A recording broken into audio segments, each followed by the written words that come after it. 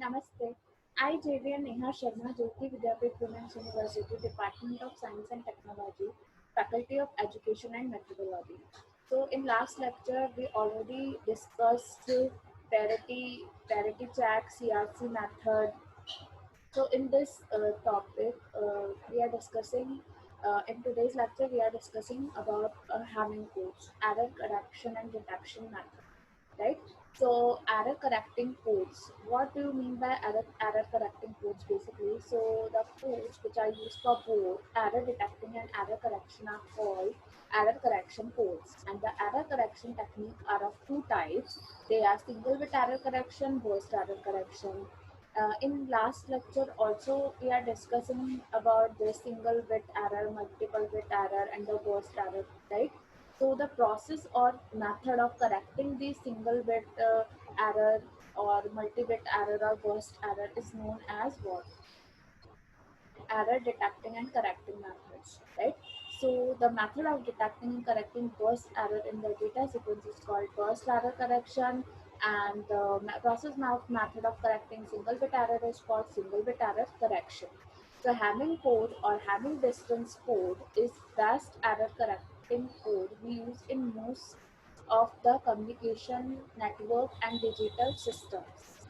So, what is Hamming code exactly? So, this error detecting and correcting code technique is developed by R.W. Hamming. This code not only identify the error bit in the whole data sequence, it also corrects it. So this code uses a number of parity bits located at certain position in the code word. The number of parity bits depend upon the number of information bit. The Hamming code uses the relation between the redundancy bit and the data bit, and this code can be applied to any number of data bits. So what is redundancy bit? Redundancy means the difference between number of bits of actual data sequence and the transmitting bits. These redundancy bits are used in communication system to detect and correct the errors if any. So redundancy bit is what? Basically the difference between actual data and the transmitted data, right? So how the Hamming code actually correct the errors? In Hamming code, the redundancy bit are placed at certain calculated position in order to eliminate errors. And the distance between two redundancy bit is called Hamming distance. Okay, to understand the working and the data error correction and the detection mechanism of the Hamming code, let's see the following steps. So basically, number of parity bit. The number of parity bit to be added, a data string depend upon the number of information bit of the data string, which is to be transmitted. So number of parity bit will be calculated by using the data bits. So this relation is to the power p greater than equal to n plus p plus 1. So n represent here the bit number of bit in the data string and p represent the parity bits. Okay. So for example, if we have 4-bit data string, so n equal to 4, then the number of parity bit to be added can be found using by the trial and error method. Let's say p equal to 2. ठीक है, अब हमने ले लिया p equal to 2 hit and trial से p equal to 2 लिया, तो 2 the power 2 कितने होंगे यहाँ पे 4 and n plus p plus 1 कितना हो गया 4 plus 2 plus 1 which is 7. Generally हम 7 बिट का ही हैमिंग कोड यूज़ करते हैं जितने भी प्रोटोकॉल्स है या फिर जितने भी हमारे जितने मेथड्स हैं उन सब में जब भी एरर डिटेक्शन करेक्शन की बात आती है तो हम 7 बिट का ही जनरली हैमिंग कोड यूज़ करते हैं. और यहाँ पर भी अगर आप देखो तो नंबर ऑफ हमारा यहाँ पे टोटल कितना आया है 7 आया. ठीक है. तो हम और भी कुछ भी ले सकते हैं. लाइक अगर हम p इक्वल टू 3 लेंगे तो 2 की power 3 which is 8. So n plus p plus 1 is what? 4 plus 3 plus 1 which is 8. So we can say that 3 parity bits are required to transfer the 4-bit data with single bit error correction. So basically these are the number of parity bits. P is what? P is the number of parity bits which are using here in the particular data sequence. Okay, so where to place these parity bits? So after calculating the number of parity bits required, we should know the appropriate positions to place them in the information stream to provide single bit error correction. So in the above considered example, we have 4 data bit and 3 parity bit. So the total code word is 7 bit, 4 plus 3, and we generally represent the data sequence from right to left. Always in data sequence we always consider the data starting from right to left. Okay, like in any kind of binary calculations, addition, subtraction, we always start with right. Okay, so here also we started from the right to left. So like the bit is here you can see bit is 0, 1, 2, 3, 4, 5, 6, 7. Okay, and generally we are using the 7-bit Hamming code. Okay, so the parity bit have to be located at the position of power of 2, like 1, 2, 4, 8, and 16. So therefore the code word after including the parity bit will be like what? To the power 1 2 4 और 8। तो क्योंकि हम यहाँ पे 7 तक का ही ले रहे हैं तो हमारी पेरिटी बिट कहाँ पे ऐड हो गई 1 2 और 4 पे। ठीक है, क्योंकि 8 तो आया ही नहीं है तो 1 2 और 4 पे हमारी पेरिटी बिट ऐड हो गई, क्योंकि 2 की पावर m पर ही हम पेरिटी बिट्स को ऐड कर सकते हैं। तो P1 P2 P3 are the parity bits and D1 to D7 are what data bits, right? तो here you can see the parity bit as at 1, 2, and 4, which are the positions of the power of 2. And the D3, D5, D6, D7 are placed at the rest of the places. And D1 to D7 are what? Data bits. Okay. So constructing a bit location table here, P1, P2, D3, P4, D5, D6, D7. So in the Hamming code, each parity bit check and help in finding the error in the whole code word. So we must find the value of parity bit to assign them a bit value. So data bit and parity bit. So by calculating the inserting the parity bit into the data bit, we can achieve error correction through Hamming code. तो हम एक example से इसको समझेंगे। तो हमें क्या करना है, इनकोड करना है data 1101 in even parity using the Hamming code. So step 1 हम कैलकुलेट करेंगे कि हमें कितनी parity bit चाहिए। तो calculate the required number of parity bits. So here let's say p equal to 2 because हमें 7 bit का ही जनरली Hamming code यूज करना है, तो हम 4 से ज़्यादा नहीं ले पाएंगे। So 2 the power 2. So 2 parity bits are of course not sufficient. कितनी parity bit चाहिए कि हमें उसके लिए 3 मिनिमम। ठीक है, तो 4 + 3 + 1 8, सो 3 पैरिटी बिट्स हमें चाहिए। अब हमें उसकी बिट लोकेशन करनी है, तो ऑफकोर्स वो 2 की पावर पे ही लोकेट होगी। तो हम कहाँ पे लोकेट करेंगे 1 2 और 4 पे।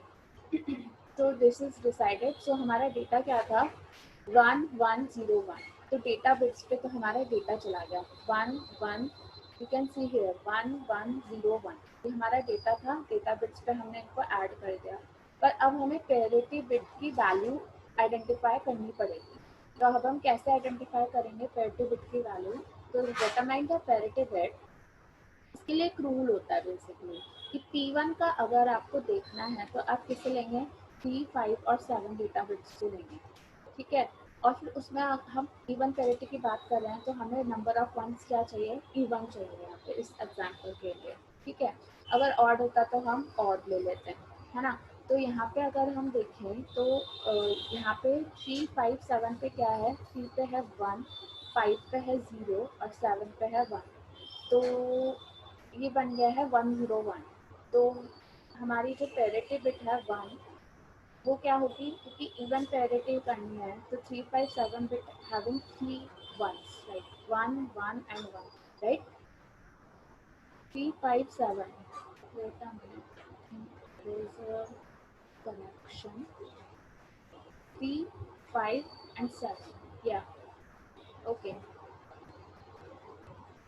we have to check like this 1 2 3 4 5 6 7। तो 3 5 7 पे क्या है हमारा 1 101। So number having 2 1, so it's already even parity। तो यहाँ पे क्या आएगा, even parity है तो यहाँ पे 0 आएगा, गलत है यहाँ पे 0 आएगा। ठीक है, इसी तरीके से हम नेक्स्ट के लिए देखेंगे, हमारी पैरिटी बिट 2 के लिए देखेंगे। तो 2 के लिए हम देखेंगे 3 6 7 पे। ठीक है, तो 3 6 7 पे अगर हम देखेंगे तो क्या है यहाँ पे 3 6 7 पे 1 1 and 1। तो ये स्वैप हो गया है, इसके लिए 1 1 1 है तो इसके लिए हम 1 करेंगे एंड देन नेक्स्ट इज ये दोनों स्वैप हो गया आपस में। तो P1 पे हमारा 0 आएगा और P2 पे हमारा 1 आएगा।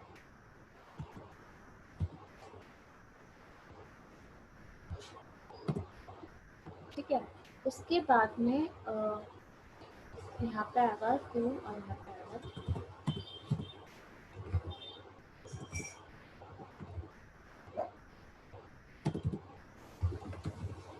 ठीक है। उसके बाद में P4 पे चलेंगे। P4 पे क्या है, 5 6 7 हैविंग 2 1 फॉर इवन पेरिटी। तो हमने क्या हो गया 2 6 7 पे हम देख रहे हैं यहाँ पे, तो यहाँ पे 1 1 है, ठीक है।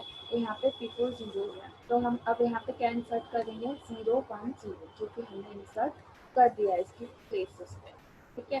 तो यहाँ पे हमने 0 1 0 इंसर्ट कर दिया है। अब यहाँ पे क्या करेंगे, by entering inserting the parity at the code word can be form, हम इसको क्या करेंगे ट्रांसमिट कर देंगे। तो जो भी हमारा कोड बनाना है, जैसे कि हमारा यहाँ पे बना है 1 1 0 0 1 0 1, इसके हिसाब से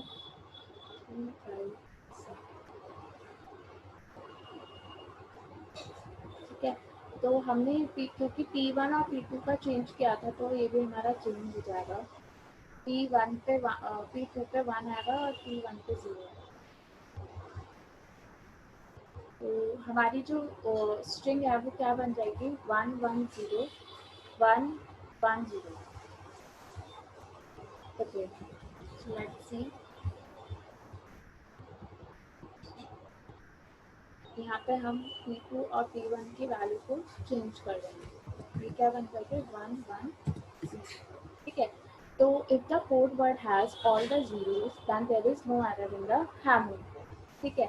To represent the binary data in alphabet and number we use alphanumeric code. So basically how to find error rate in the field, like here you can see here you send the data 110011 लेकिन अगर हमारा जो data है वो अगर receiver को ये receive हो रहा है, तो हम क्या करेंगे, जैसे कि उसने भेजा, सेंडर ने क्या भेजा 110011 भेजा, ठीक है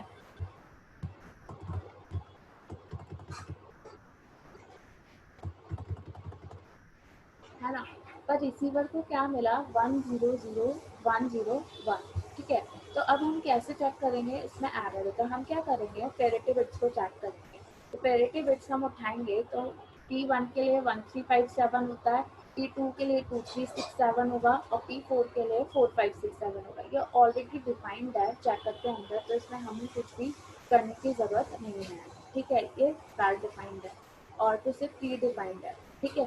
तो हम सिर्फ इस नंबर पे देखेंगे, तो यहाँ पे 1 3 5 7 पे क्या है 1 1 0 है, तो number of ones are odd. तो क्या करेंगे, हमें इवन पेरिटी चाहिए तो ऐड कर देंगे 1। Similarly for P2 and P1 number of ones यहाँ पे ऑलरेडी इवन है तो 0, यहाँ पे नंबर ऑफ वन ऑड है, तो हम क्या करेंगे ऐड कर देंगे 1, क्योंकि हमें इवन पेरिटी चाहिए, ठीक है। उसके बाद हमारा जो एरर बिट है जो बनेगी हमारी, वो इन तीनों से बनती है P1 P2 P4। अब हम तीनों की वैल्यू हम स्ट्रिंग में रखेंगे, तो 101, तो विच इज क्या बन रहा है हमारा 5। तो मतलब कि हमारा जो B5 है उसमें एरर है, तो हम क्या करेंगे उसको 0 से 1 में चेंज कर देंगे। और अगर मैं यहाँ पे देखती हूँ मैं, तो मैंने क्या किया इसी बिट में चेंज किया है, मैंने 1 को क्या किया है यहाँ पे 0 कर दिया और बाकी सारी बिट सेम है। और ये कौन सी बिट है हमारी B5, तो हम क्या करेंगे दोबारा इस 0 को चेंज कर देंगे 1 में, तो हमें करेक्ट डेटा मिल जाएगा, ठीक है। तो इस तरीके से हैमिंग कोड से हम पहले एरर को डिटेक्ट करते हैं और फिर उसके बाद उसको करेक्ट करते हैं। So this is all about the Hamming code, and generally we use the 7-bit Hamming code. So minimum parity bits for the 7-bit Hamming code is what 2 3, so इसलिए हम यहाँ पे 3 parity bits को use कर रहे हैं।